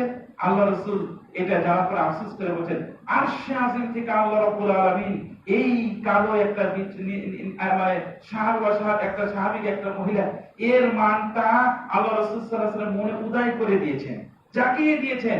পরে আল্লাহ রাসূল সাল্লাল্লাহু আলাইহি ওয়াসাল্লাম সাহাবাদেরকে মহিলার কবরে গেছেন, কবরে যাওয়ার পরে সারিবদ্ধ করে তার জন্য জানাজার সালাত আয়োজন করেছে। সুবহানাল্লাহ। শুনে জানাজা শুনে হচ্ছে হালকা জানাজা, আল্লাহ রাসূল তো জানাজাই পড়েছে নাকি? না, বিষয়টা এরকম না। আবু উমামা আল বাহিরি বিখ্যাত সাহাবী, উনি একবার আল্লাহ রাসূল সাল্লাল্লাহু আলাইহি ওয়াসাল্লাম জানাজায় পড়াচ্ছিলেন, উনি পিছনে ছিলেন, দিয়ে একজন মাইয়াতের উপরে বলছে আল্লাহুম্মা ইগফির লিহাইয়িনা ওয়া মাইয়িতিনা ওয়া শাহিদিনা, আর পরে যে বলছে আল্লাহুম্মা ইগফির লাহু ওয়ারহামহু ওয়া'ফু আনহু। এই যে দোয়াগুলো যখন পড়ছিলেন, তখন আবু উমামা আল বাহিরি বিখ্যাত সাহাবী আফসোস করে যে ইস, ওই মাইয়িতটা যদি ও না হয় আমি হতাম, তাহলে আমার জীবনটা কতই না ধন্য হতো। বলে কেন? আরে রাসূল সাল্লাল্লাহু আলাইহি সাল্লামের মুখ দিয়ে দোয়াই জানাজা পাওয়াটা কি সবার ভাগ্যে জোটে? সবাইকে এই মর্যাদাটা পায়, সবার হয় না। ওটা যদি আমি পেতাম আমার জীবনটা কতই না ধন্য হতো। শুনেন, এই কালো মহিলা, এই যে একটা সাহাবী স্ত্রী, একটা মহিলা যাকে যার গুরুত্বটা কেউ দেয়নি, কিন্তু এই মহিলাটা যে একটা কাজ করেছে নিজ ইচ্ছায়, নিজ প্রচেষ্টায়, স্বেচ্ছায়, নিজ আগ্রহে, উনি কোনো মজুরির নিত না, কোনো পারিশ্রমিক নিত না, কোনো বেতনও ছিল না। দেখতো মসজিদ ঘর আশেপাশে ময়লা হয়ে আছে, আর মসজিদ ঘরটা একটু অবহেলিত হয়ে আছে, তখন মসজিদটাকে উন্নয়ন করার জন্য যা নিজের সাধ্যে আছে, যা নিজের এতে আছে, ওই শক্তির ভিতরে আছে, ওটাই নিয়ে বলছে কিছু পারিনি, আল্লাহ কিন্তু ছাড়ুটা তো দিয়েছে। এটা করতো সে। তখন আল্লাহ রাব্বুল আলামিন বলছে আরশে আজিম থেকে নবীর মনে উদয় করে দে, শ্রেষ্ঠ নবী মহানবী রাসূল সাল্লাল্লাহু আলাইহি ওয়াসাল্লাম মনে উদয় করে দে এই মহিলার জানাজার সালাত আবার আয়োজন করেছে। উনি জিরো থেকে হিরো, উনি জিরো থেকে হিরো। কেন? এই নিজের প্রচেষ্টায় কাজ করার জন্য, নিজ উদ্যোগে কাজটা করার জন্য। এটা মা বোনদেরও শিক্ষা আছে। স্বামী কয়বার বলবে, বাপ কয়বার বলবে, অন্যর কয়বার বাধ্য করবে, নিজের ভিতর থাকতে হবে, নিজের মনের ভিতর থাকতে হবে। যেরকম পুরুষের ভিতর থাকতে হবে, ওরকম মা বোনদের ভিতরও থাকতে হবে। এটা হলো একটা বড় একটা বিষয়। দেখেন এখানে হাদিসটা হচ্ছে, আরো কয়েকটা হাদিস বলি। আপনারা সহজ হাদিস, কিন্তু হাদিসগুলো থেকে আমরা শুনি, কিন্তু শোনার পর মূল যে একটা দাবি, মূল যে একটা শিক্ষা আছে, এটাকে গ্রহণ করে না। এটা আমরা বুঝার চেষ্টা করি। ওটা যদি বুঝে নেই, তাহলে ওই জিনিসটা মানে সহজ হয়ে যায়। নিজের পরিবারের ক্ষেত্রে, দাম্পত্য ক্ষেত্রে, সাংসারিক জীবনে, পারিবারিক, সামাজিক সব জায়গাতে এটা সহজ হয়ে যায়। বুখারীর হাদিসটা এটা আপনারা সচরাচর অনেক বক্তার কাছে আপনারা শুনেছেন, কুকুরকে পানি খেয়ে জান্নাতে চলে গেছে। শুনেছেন না হাদিসটা? এটা তো বুখারীতে। আমার কথা হলো কি, রাসূল সাল্লাল্লাহু আলাইহি ওয়াসাল্লাম কত ঘটনা আছে না, কত বর্ণনা আছে না, তো ওগুলো ঘটনা বর্ণনার ভিতরে এই একটা মহিলা, তাও এই মহিলার ব্যাপারে তো আপনারা শুনেছেন, বলতে তো লজ্জা যে পতিত আবার কত খারাপ নিচু মানের মহিলার কথা বলা হয়। এই মানের মহিলাটা সেই কুকুরকে পানি খেয়ে তাকে আল্লাহ জান্নাত দিয়ে দিয়েছে। এর কারণটা কি? এখানে কিসের কারণে বর্ণনা করা হয়েছে, কোন উদ্দেশ্যে এটা বর্ণনা করা হয়েছে? অনেক কিছু জড়ানো আছে। ওই জড়ানো জিনিসের মধ্যে এটা একটা উল্লেখযোগ্য একটা জিনিস, যে মহিলাটা বিবাহিত ছিল, সে পানি পান করেছে। পান করার পরে দেখে কুত্তাটা অনেক বিবাহিত অবস্থা, যে তার জিহ্বা বের হয়ে গেছে, ও খুব কষ্টে আছে। তো নিজের পায়ের মোজা খুলে, চামড়ার মোজা খুলে, নিজের কূপ থেকে পানিটা তুলে ওই মেয়েটা কুকুরকে পানিটা পান করতে পিপাসাটা নিবারণ করেছে, দূর করে দিয়েছে। এই কাজটার কারণেই আল্লাহ রাব্বুল আলামিন, আল্লাহ রাসূল সাল্লাল্লাহু আলাইহি ওয়াসাল্লাম তাকে জান্নাত দান করেছে। সুবহানাল্লাহ। কিন্তু কারণটা, কাজটা করেছে ঠিক আছে, এইখানে প্রশ্ন হলো যে কাজটা যে সে করেছিল, কেউ তাকে বাধ্য করেছিল? এটা হলো বুঝার বিষয়। ওই মহিলাকে কেউ জোর করেছিল পানি খিলা, পানি পান করো, তুমি বলে তোকে দিবা না, এটা কেউ বাধ্য করেছিল? কেউ কি জোর করেছিল? কেউ বলেছিল যে না এটা করতে হবে? না, ও নিজের ইচ্ছায় করেছে কাজটা। এই নিজের ইচ্ছায়, নিজ আগ্রহে, নিজ প্রচেষ্টায় কেউ যদি এরকম যে কোনো ভালো কাজে আগিয়ে আসে, তাহলে ওই ব্যক্তিটা, এইটা যেরকম, এই মহিলাটা যেরকম জিরো থেকে হিরো, ওরকম একজন মুসলিম ব্যক্তি, মুমিন ব্যক্তি ভালো কাজ বলার আগেই নিজে আগিয়ে এসে যদি এই কাজগুলো করে, তাহলে সেই জিরো থেকে হিরো ইনশাআল্লাহ। এটা জিরো থেকে হিরো। এটার জন্য হাদিসগুলো, এখানে কয়েকটা হাদিস নিয়ে আসা হয়েছে, এই আয়াতের সাথে এই হাদিসগুলো নিয়ে আসা হয়েছে, এই আলোচনা এখানে নিয়ে আসা হয়েছে। আর একটা ওমর ইবনে খাত্তাবের বর্ণনা, এটাও আপনারা শুনেছেন, যে কে করবে এগুলো, এই কাজগুলো কে করবে? না, আপনার আমার ভিতরে মেজাজই থাকতে হবে এরকম কাজ করা, এরকম থাকতে হবে, তৈরি করে নিতে হবে। এই নিজ আগ্রহে করা, নিজ প্রচেষ্টায় করা, এই আগ্রহটা নিজেকে তৈরি করে নিতে হবে, নাহলে কেউ জোর করে এখন পারবে না। জোর করে এটা পারবে না, বাধ্য করে আর কেউ পারবে না, জোরাজুরি করে এখন কেউ পারবে না। এটা আপনার ভিতরে আগ্রহ থাকতে হবে, আমাকে ভালো কাজটা করতে হবে, ভালো জায়গায় আমাকে থাকতে হবে, ভালো জিনিসটা বেছে নিতে হবে, ভালো সহচর্য আমাকে দেখতে হবে, যেখানে ভালোর যে ফলন ঘটে, যেখানে ভালো কি ভালো, ওই জায়গাতে আমাকে যেতে হবে, ওটা আমাকে করতে হবে। এটা বলার পরে না, নিজ আগ্রহে, নিজ প্রচেষ্টা এটা করতে হবে। ওমর ইবনে খাত্তাব রাদিয়াল্লাহু আনহু কথাটাও নিয়ে আসা হয়েছে, ওই বিবরণটা ও হাদিসটা এই আয়াতগুলোর ব্যাখ্যাতে, এই আলোচনার এতে এই কথাটাও নিয়ে আসা হয়েছে। এই হাদিসটা আসে, আপনারা শুনেছেন যে ওমর ইবনে খাত্তাব রাদিয়াল্লাহু তাআলা আনহু মাঝে মাঝে রাতে তিনি খলিফা থাকার পরে, যখন তিনি দায়িত্বে ছিলেন আমিরুল মুমিনিন, তখন তিনি কি রাতে বিচরণ করতেন, কার কি কষ্ট আছে, কার কি সমস্যা আছে, এটা তিনি জানতেন, এটা তিনি খোঁজ খবর নিতেন, জানতেন। আচ্ছা, আমার কথা হলো, সারাদিন তো ক্লান্ত, জবাবদিহিতা আছে না? এটা তো জবাবদিহিতা আছে, এই আছে, একে সমাধান করো, এটা সমাধান করো, এত কিছু পরে আবার রাতে ঘুম বাদে কি দরকার ছিল? ওমর ইবনে খাত্তাব ঘরের ধারে কান পাতিয়ে শোনা, কি সমস্যা আছে যাও, কি ধনী ধনী বাড়িতে যেত? আমাদের মনে বেঁচে গেছে যে ধনী তোমরা এগুলোতে যেত না, যেগুলো গরিব কেউ চিনে না, যারা ওগুলো বাড়িতে শুরু করতো, ওই বাড়িগুলোতে ওরা শুরু করতেন। তো এক জায়গায় শুনেছেন যে ওই ক্ষুধার কারণে একটা বাচ্চা নিয়ে আছে, আর জায়গায় শুনেছেন ওমর ইবনে খাত্তাব রাদিয়াল্লাহু আনহু, মানে ছেলে মানুষ গেটের কাছে এসে বসে আছে, এসে বলছে খুব মানে একটু চিন্তিত, একটু হতাশায় আছে। তো ওনাকে ওমর ইবনে খাত্তাব বলছে, ভাই তোমার কি হয়েছে বলো না।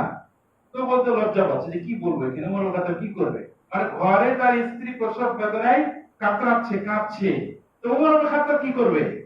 তো উনি বলতে ইতস্তত বোধ করছে, লজ্জা করছে, কি বলবো যে না অন্য কোনো বিষয়। আরে ভাই বলেন না। দ্বিতীয়বার বলার পরে বলছে না, তখন ওমর খাতাব জোর করতে, ভাই বলো, সমস্যা নেই, দেখি না তোমার চিন্তার সাথে আমি অংশগ্রহণ করতে পারি কিনা, দেখি বলো। তো তৃতীয়বারে বলেছে যে আমার ওয়াইফ, আমার স্ত্রী বাচ্চা প্রসব বেদনায় কাঁদছে, কাতরাচ্ছে, খুব কষ্টে আছে, তা আমি তো তাকে কিছু করতে পারছি না, আমি কি করব? তখন ওমর খাতাব বলছে, আচ্ছা এটা তো প্রথমে তো বলতে পারতা, এটা আমাকে বলতে, শেয়ার করতা। ওমর খাত্তাব রাদিয়াল্লাহু আনহু ঘরে চলে এসেছে।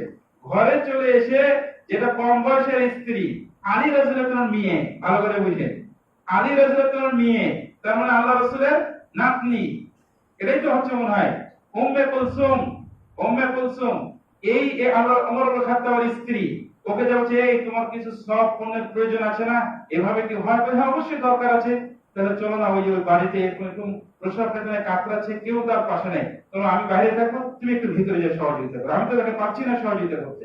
এই উম্মে কুলসুম আলী রাদিয়াল্লাহু আনহুর মেয়ে বলছে, হ্যাঁ আমার তো ভাব আছে না, আমার একটা তো দাম আছে না, আলাদা ভ্যালু আছে না, যেহেতু তো ভাব আর ধাম আর আবার ইমেজ আর ইগো নিয়ে তো ভাই তো ওটা শেষ হতো না, বলছে ঠিক আছে তাড়াতাড়ি চলেন, রাত্রে চলো, ঠিক আছে। ওমর খাত্তাব তাকে নিয়ে এসে ঘরে ঢুকিয়ে দিয়েছে তার স্ত্রীকে, যাও তুমি একটু সহযোগিতা করো, আর আমি বাইরে দাঁড়িয়ে আছি, আমি বাইরে দাঁড়িয়ে আছি। এ হলো ওমর খাত্তাব, যাকে দেখে শয়তান ওদিকে থাকলে, ওমর যদি ডানে থাকতো শয়তান বামে পালাতো, রাস্তার এক পাশে আর এক পাশে পালাতো। এমনি এমনি এটা হয়নি, এমনি এমনি এটা আসেনি। আর এই কথাটা এমনি এমনি আসে না, ওর ভিতরে মেজাজ আছে এভাবে, নিজের প্রচেষ্টায় নিজ উদ্যোগে কাজগুলো করতে হবে। যে ভালো কাজগুলো আছে বলার অপেক্ষায় নিজ আগ্রহে যে করতে হবে, নিজ দায়িত্ব নিয়ে এটা করতে হবে। আপনারা যে এই যে কথাটা হলো খাদ্যের কথা বলা আছে, আবু বকরের কয়েকটা বর্ণনা বিবরণ নিয়ে আসা হয়েছে, কোরআন মাজিদে আর কয়েকজন নবীর কথা এখানে নিয়ে আসা হয়েছে। আজকে এক খুতবাতে তার এতগুলো বলা সম্ভব না, কিন্তু সহজে তো কয়েকটা বলে দিলাম। আমি আরেকটা হাদিসের কথা বলি আপনাদের, ভালো কাজের ইগুলো কিভাবে আল্লাহর উপরে ঢেলে দিয়েছেন, এর মান কি পরিমাণ, আর এটা গ্রহণযোগ্যতা, সম্মান, ইজ্জত আর বরকত, রহমত, কল্যাণ এবং হতাশা, আক্ষেপ, আফসোস যা কিছু আছে এগুলো নিরসন করার জন্য যে এই গুণটা, এই বৈশিষ্ট্যটা কত শক্তিশালী বৈশিষ্ট্য, এটা কত যে শক্ত ভূমিকা রাখে, এটা আমার ছোট মুখে আপনাদের বলে আমি বুঝাতে পারবো না। এখানে আমি আরেকটা হাদিসের কথা বলি, এই হাদিসটা আপনারা সচরাচর শুনেছেন, মুসলিম শরীফের হাদিস। এই মুসলিম শরীফের হাদিস, আল্লাহ রাসূল সাল্লাল্লাহু আলাইহি ওয়াসাল্লাম বলেন, ডান পাশের একজন ভাই আর বাম পাশের একজন ভাই, দুইজনের মাঝে একটা সম্পর্ক ছিল। কি সম্পর্ক? আল্লাহর জন্য, ও তাকে ভালোবাসতো, সেও আল্লাহর জন্য ভালোবাসতো। এখানে টাকা পাওয়া উদ্দেশ্য না ভাই, অন্য কোনো উদ্দেশ্য, লিল্লাহি ভালোবাসতো, আল্লাহর জন্য ভালোবাসা। তখন এই বাম পাশের ভাইটা অসুস্থ, 3 দিন ধরে ভাইয়ের সাথে সাক্ষাৎ হয় না, দিদি কথা বলার সুযোগও হয় না। তখন এই ডান পাশের ভাইটা বলছে, আরে আমার ভাইয়ের সাথে দেখা হয় না, সাক্ষাৎ হয় না, এক কাজ করি না, কোথায় কি একটু যাই না, দেখি কোথায় আছে। তো বেচারা বের হয়েছে, বের হওয়াটা মনে হয় 1000 টাকা পেত, টাকা হতো না। বের হওয়াটা ওই পাশের ভাইটা মানে ওর কাছে থাকলে হয়তো বা ব্যবসা একটা লাভ হবে, পার্সেন্ট একটা পাবো না, এটাও তো কোনো কিছু না, তার তো অন্য কোনো স্বার্থ নাই, কোনো নাই, বলে কি আল্লাহর জন্য আমি তাকে ভালোবাসি। তো বেচারা এই আল্লাহকে সাক্ষী রয়েছে, কোনো কষ্ট আছে, যাই না একটু দেখে আসি। অসুস্থ ব্যক্তিকে সেবা করার জন্য হাঁটলে নাকি, এই হাদিসটা সহি, ওই জন্য জান্নাতের বাগান দিয়ে হাঁটছে, তার মানে তাকে উদ্বুদ্ধ করা আছে, কারণ ওটা নিজ আগ্রহে যায়, কারণ অসুস্থ ব্যক্তি তো পাওয়ার কিছু নেই গেলে আগ্রহে যাওয়া। কিন্তু এই হাদিসে এভাবে আসে, এই বাচ্চারা নিজ উদ্যোগে যাচ্ছে না, ও ভাইদের সাথে একটু দেখা করে, মনে হয় খুব কষ্টে আছে, তো উনি নিজ উদ্যোগে বাড়ি থেকে বের হয়েছে, আর আল্লাহ রাব্বুল আলামিন আরশে আজিম থেকে ওর বিষয়টা দেখছেন। দেখে একজন ফেরেশতাকে ডেকে বলছে, এই শোনো না, ও তো কোনো টাকার জন্য যাচ্ছে না, কাউরির জন্য যাচ্ছে না, ও আমাকে, ওর ভাইটা দিনী ভাই, আর দিনী ভাইটা আল্লাহর জন্য হয়ে থাকে, তো যাচ্ছে কষ্ট আছে, তো দেখতে যাচ্ছে, তো আমার কথা, আমার এই কাজটা এত ভালো লাগছে, দুনিয়ার টাকা নগদে কিছু সুসংবাদ দিয়ে আসো না, আমি সালাম দিচ্ছি, আমি সালাম দিচ্ছি, যে ফেরেশতাকে ডেকেছে আমি সালাম দিচ্ছি, ওকে রাস্তা ওই বাসায় যাওয়ার আগে তুমি রাস্তায় নেমে ওকে সালাম দিবা, তুমি ওকে সালাম দিবা। তো রাস্তায় নেমেছে, রাস্তায় নেমে যাচ্ছে, বলছে সালাম আলা আব্দুল্লাহ, আল্লাহর বান্দা আপনার উপর শান্তি বর্ষিত হোক আর রহম শান্তি বর্ষিত হোক। তখন ওই বেচারা চলমান ব্যক্তি, ভাই আপনি কে, আপনাকে তো চিনলাম না, জানলাম না। তখন বলছে যে আমি আল্লাহ রাব্বুল পক্ষ থেকে প্রেরিত দূত ফেরেশতা, আপনি যে নিজ প্রচেষ্টা ওকে যে দেখতে যাচ্ছেন, স্বার্থ ছাড়া আল্লাহর জন্য ভালোবাসা যে দেখতে যাচ্ছেন, এটার প্রতি আল্লাহ খুশি হয়ে দুনিয়াতে টাটকা নগদ আপনার জীবন্ত সাথে একটা সুসংবাদ হিসেবে আমাকে ফেরেশতা সালাম দিয়ে আল্লাহর পক্ষ থেকে পাঠিয়েছে। সুবহানাল্লাহ, এটা কামলা যেটা পাও না, এটা মুসলিম শরীফে না যাও বলবেন হাদিসটা আবার শুনে শুনে যে খুব ফজিলত লাগছে, তা আবার ফজিলত দুর্বল হতে পারে না। মুসলিম শরীফের হাদিস, বুখারী আর মুসলিম এটা তো জানেন, এটা এখানে বিবরণ আছে। এরকম মুসলিম শরীফের হাদিস, বুখারী মুসলিম আরেকটা আছে, আরেকটা আছে, কিন্তু সময় শেষ হয়ে গেছে, আমি আর এখানে মানে সময় বাড়াবো না। আবার শাবান মাসে নাকি কালকে থেকে আসছে, এটা একটু না বলে একটু বেমানান হয়ে যাচ্ছে, কিন্তু হাদিসে কয়েকটা আছে, শাবান মাসে যে রোজা রাখুন ও আগ্রহ লাগবে, এটা নফল জিনিস কিনা, নফলের বিষয় কিনা, এটার একটা দরকার আছে। তার 2-3 মিনিট চেয়ে নিচ্ছি, কেউ ভুল বুঝবেন না আবার। তো এখানে আরো কিছু হাদিস ছিল যে নিজ উদ্যোগে কাজ করে, এখানে ফেরেশতার মাধ্যমে আসছে। আরেকটা হাদিস আছে কি জানেন, আল্লাহ রাব্বুল আলামিন দুনিয়াতে সাহাবীকে সরাসরি শুনিয়ে দিয়েছে, মেঘ মারা বলছে, এই মেঘ এখানে সেখানে বর্ষণ হচ্ছে, ওই যা ওই বাগানে ওখানে যে বর্ষণ হয়, ওই বাগানের মালিকের পাশে ওর কাছে যা বর্ষণ হয়। তো মেঘ থেকে আওয়াজ শুনে আশ্চর্য হয়ে যাচ্ছে, আরে মেঘ থেকে অর্ডার বলছে এখানে না ওখানে বর্ষণ হচ্ছে, কি ওর লোককে যা বলছে, ওর লোক এই ঘাটের মাঝে ছিল, কোন ঘাটে, নিজের ইচ্ছায় কাজ করা, স্বেচ্ছায় কাজ করা, নিজ আগ্রহে কাজ করা। লম্বা হাদিস এই জন্য বললাম না, শাবান মাসে যে কাজ করো ও নিজের আগ্রহ লাগবে, নিজের আগ্রহ না হলে কি নফল যেটা ব্যস্ত হয় নাকি, ওইটাও করতে হবে। দেখেন আমি একটা হাদিসে বলে দিই, তাহলে ফজিলতটা বুঝতে পারবেন। আল্লাহ রাব্বুল আলামিনের কাছে মানে তিনবার আমল উপস্থাপন করা হয়। একটা পদ্ধতি হলো কি দৈনন্দিন, আরেকটা হলো কি সাপ্তাহিক, আরেকটা হলো বাৎসরিক। দৈনন্দিন কখন হয়? ফজরে আসে ফেরেশতারা, আসরে উঠে যায়। এই জন্য ফজর আর আসর সালাত কোনো সময় ছাড়তে হয় না। ফজর আসর সালাত কোনো ছাড়তে হয় না। ফজরে আসে, আসরে উঠে যায়। আল্লাহর কাছে আল্লাহ প্রশ্ন করেন, যদিও জানেন এটা বুখারীর হাদিস, কাইফা তারাকতুম ইবাদি, কোন অবস্থায় আমার বান্দাদের রেখে আসলেন ইয়া রাব্বুল আলামিন। যে নামছি তাও দেখছি সারিবদ্ধ কাতারবদ্ধ হয়েছে, সালাতে আছে। আবার আপনার কাছে উঠে আসছি, তো আসার সময় দেখছি কেউ সারিবদ্ধ হয়েছে, কাতারবদ্ধ হয়ে আছে। তো এই লোকটার হিসাব জমা ওর রিপোর্টটা প্রতিদিন এভাবে জমা দিচ্ছে, তা আল্লাহকে জাহান্নাম দিবে? তাহলে এই জন্য আল্লাহ রাসূল বলছে কি লাইয়াদ ফুলান নার আহাদুন মান সাল্লা ক্বাবলা তুলুই শামস ক্বাবলা গুরুবিহা। ওই ব্যক্তি কখনো কোনো ভাবে জাহান্নামে যাবে না যদি নাকি সূর্য উদয়ের আগের সালাত আর সূর্য অস্তমিত হওয়ার আগের সালাতটা ঠিক মতো আদায় করে। ও কখনো কোনো ভাবে জাহান্নামে যাবে না। ব্যাখ্যাটা নেই বলে কি আমি জাহান্নামের পাপ যে পাপ করে, যে পাহাড় পরিমাণ পাপ যে করে রেখেছে, তোমার ব্যাপারে দুই সালাতকে কি আমি নেই পারে না। ফজর সালাত আসর সালাত পড়া ব্যক্তি যদি ওর পাপ থাকে, পাহাড় পরিমাণ পাপ থাকে, আল্লাহ রাব্বুল আলামিন এই নামাজটা পড়ার পর ওর ভিতরে এমন মেজাজ, এমন চেতনা তৈরি করে দিবে, মৃত্যুর আগে এমন এমন কিছু কাজ করবে, ওই পাহাড় পরিমাণ গুনাহগুলো মোচন হয়ে পাহাড় পরিমাণ সওয়াবে পড়ে যাবে। নিয়মকে নাই, হাদিসের ব্যাখ্যা হলো এইটা। অন্যরা বলবেন নামাজ পড়লে তো পাপ করছে না, বলে আমি বানিয়ে বললাম বুঝি না। বুখারী শরীফে আরেকটা হাদিস আছে, শুনেন। রাসূল সাল্লাল্লাহু আলাইহি ওয়াসাল্লামের কাছে দুইজন সাহাবী আসে, এসে বলছে একজন মদ পান করে নামাজও পড়ে, আর একজন শুধু নামাজ পড়ে। বলছে ইয়া রাসূলুল্লাহ, ওর নামাজ পড়ে কি হচ্ছে, মদ পান করে? এ রাখো, তুমি কথা কেন বলছো? তুমি কি জানো যে ওর নামাজ পড়াটাই একসময় মদ পান থেকে বিরত রাখবে? সুবহানাল্লাহ। বুঝেছেন? এই দৈনন্দিন আমল পেশ করা হয় ফজরে যে নামে, আর আসর সালাতে, এটা একটা। দ্বিতীয় নম্বর আমল পেশ করা হয় সাপ্তাহিক, সেটা হলো সোমবারের দিন আর বৃহস্পতিবার দিন। আল্লাহ রাসূল সাল্লাল্লাহু আলাইহি ওয়াসাল্লাম বলে কেন রোজা? বলে আমার আমলটা এমন ভাবে পেশ করা হোক আল্লাহর কাছে যে সময় আমি তার জন্য না খেয়ে আছি। আমি এতক্ষণ ধরে আপনার জন্য না খেয়েছি, আর আপনি না খাওয়া লোকটা মানে যদি যত শক্ত লোক হোক, ওর পাশে পাশে হয় আমি আপনার জন্য না খেয়ে বসে আছি, দাঁড়িয়ে আরে শক্ত হলো আর ভক্ত হয়ে যায়। কেন? এই যে না খেয়ে যাকে উদার করে দেওয়া। এই যে মানুষের অবস্থা হয়, তার আল্লাহ আমার যে আমলগুলো পেশ করা আছে, পাপ আছে না কি আছে, ওখানে কি আছে আমি তো বলতে পারবো না, ওখানে সোনা আছে না সাপ আছে কে জানে, আল্লাহ ভালো জানে। তো যেটাই থাক, কিন্তু আমি তার জন্য কি না খেয়ে আছি।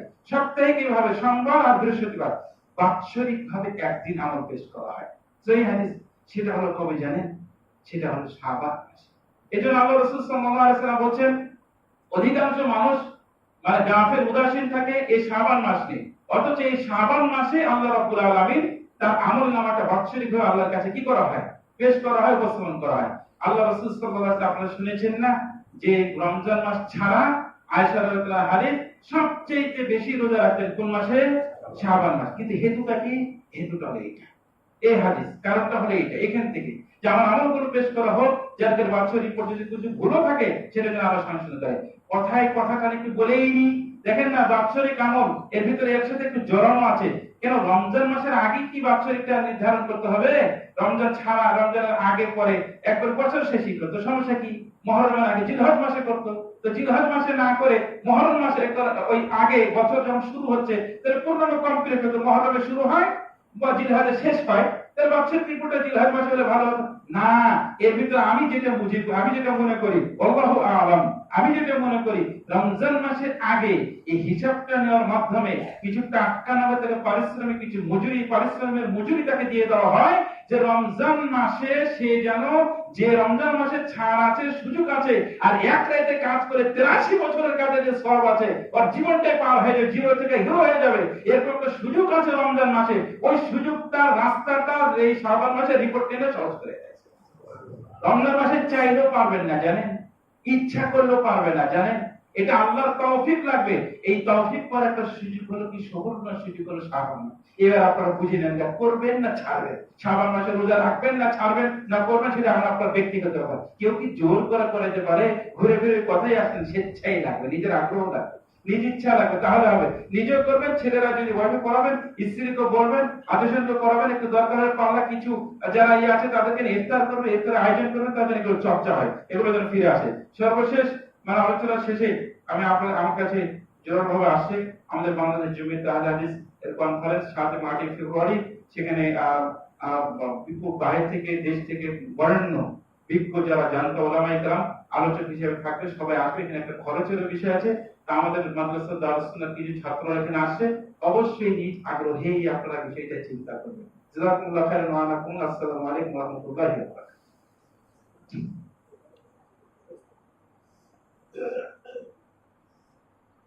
আমাদের মাঝে অনেক ভাই অসুস্থ রয়েছে, আল্লাহ তুমি শেফা আজেলা দান করো, আল্লাহুম্মা আমিন। আমাদের মাঝে অনেক ভাই ঋণগ্রস্ত রয়েছে, আল্লাহ তুমি ঋণগুলো পরিশোধ করার তৌফিক দান করো, আমিন। ইয়া রাব্বুল আলামিন, আমরা গুনাহগার পাপী বান্দা, আমাদের গুনাহ মোচন করে ভালো কাজগুলো করার আপনি তৌফিক দান করো, আমিন। আউযু বিল্লাহি মিনাশ শাইতানির রাজীম। বিসমিল্লাহির রাহমানির রাহিম। ইন্নাল্লাহা ওয়া মালাইকাতাহু ইউসাল্লুনা আলান নবী يا أيها الذين آمنوا صلوا عليه وسلموا تسليما اللهم صل على محمد وعلى آله